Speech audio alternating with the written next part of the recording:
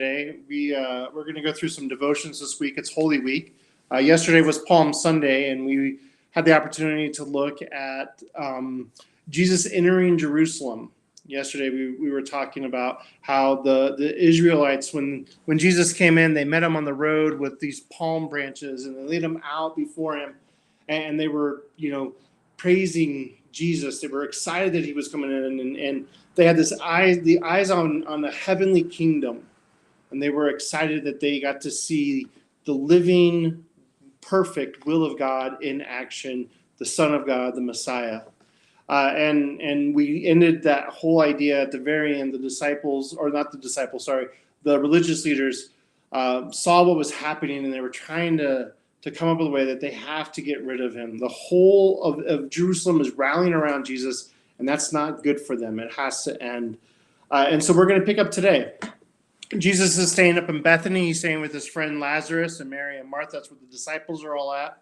And they come into Jerusalem on Monday. And we're going to be in Mark chapter 11 here. I'm just going to break it down a couple times, but I'm pretty excited about this. So Jesus, this is chapter 11, verse 12. The next day, as they were leaving Bethany, Jesus was hungry. Seeing in the distance a fig tree in leaf, he went to find out if it had any fruit. When he reached it, he found nothing but leaves, because it was not the season for figs. Then he said to the tree, "May no one eat fruit from you again." And his disciples heard him say it. And it's interesting because, we're getting ready we're celebrating Holy Week. And so it's springtime, and the fig tree isn't supposed to be producing fruit at this point. And so Jesus comes upon this fig tree. He's hungry. It's not doing what he wants. It's existing, it's physically there, it's growing, but it's not producing fruit. And so Jesus curses it. And it's kind of an interesting little moment that happens. And a lot of scholars want to relate it to the religious leaders of the time, that they were physically alive, that they were in a position of religious leadership, but they weren't actually producing spiritual fruit. And so Jesus, metaphorically here is setting up an example of what it means to be cursed. That Jesus is cursing the religious leaders because what they should be doing, they aren't doing. They're in a position to do it, but they're not doing what they're supposed to be doing. They're not producing spiritual fruit and leading the people with grace and mercy and humility instead of their lording it over them. So just an interesting thing. And the very end, it says, and the disciples heard him say it, and we'll talk a little bit about that tomorrow. It's just an interesting little moment that Mark adds in here. Continuing on verse 15, on reaching Jerusalem, Jesus entered the temple courts and began driving out those who were buying and selling there. He overturned the tables of the money changers and the benches of those selling doves. He would not allow anyone to carry merchandise through the temple courts, and he taught them. And as he taught them, he said, "Is it not written, my house will be called a house of prayer for all nations, but you have made it into a den of robbers." So what's happening is people were making the pilgrimage. They were coming into Jerusalem to celebrate Passover, and they were coming in to the temple to make sacrifice. And these people, they weren't going to carry their sacrificial animals with them. They weren't going to tow them from wherever it is that they were coming from into Jerusalem.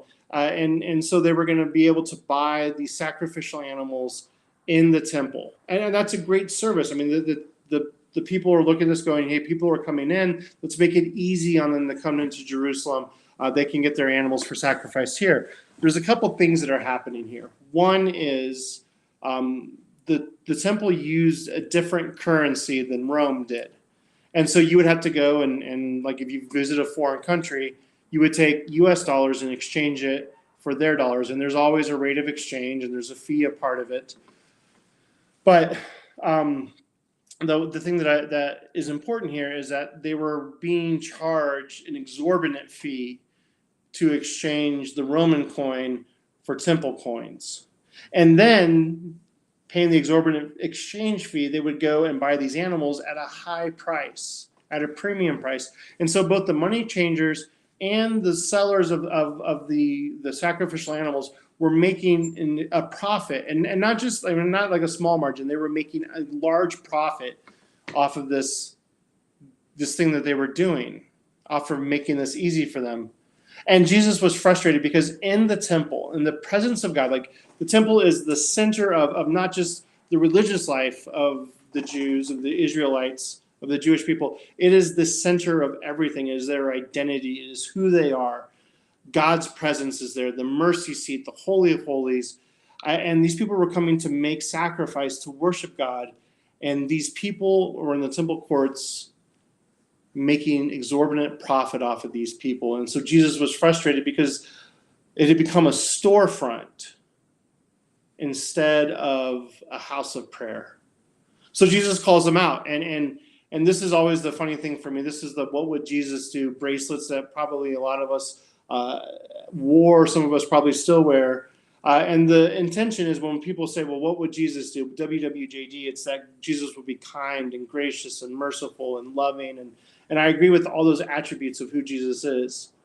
But here you have a situation where in another account, he takes cords and he makes a whip out of them and he's driving them out of the temple and he's condemning them for what they're doing because their greed is greater than their desire to serve the people, to love the people.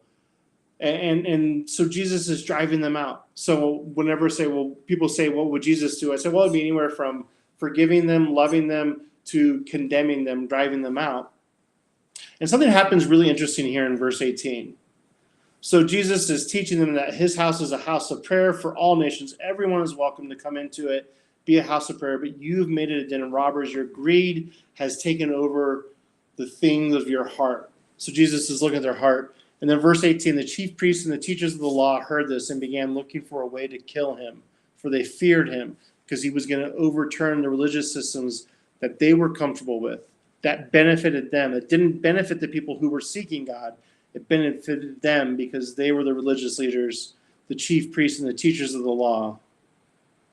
And the whole crowd was amazed at his teaching. They were losing their power and influence.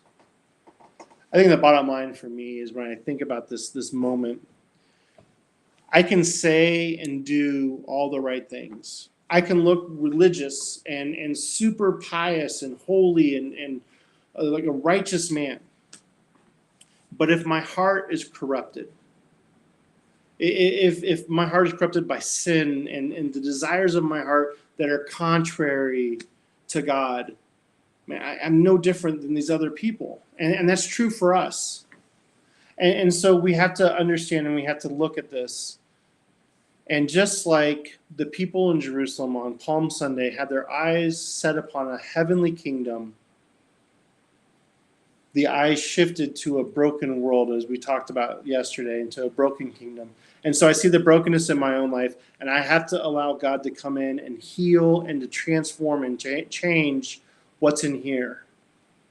And when that changes, then what's in here and what's outside will match, and it'll be consistent. There will be less hypocrisy in our life. There'll be less lies, less guilt, less shame, as God transforms us into who he wants us to be. So, hey, I'm excited about this week. I want to remind you, we have Good Friday service on Friday, 6:30. We're going to have hot drinks available, 7 o'clock. We're gonna be outside around the bonfires. We're keeping track of the weather. If it's just going to be too cold, we'll be inside, but I'm really hoping that we can do it outside again this year. I hope to see you Friday. I'll be back on tomorrow and with another devotion. Have a great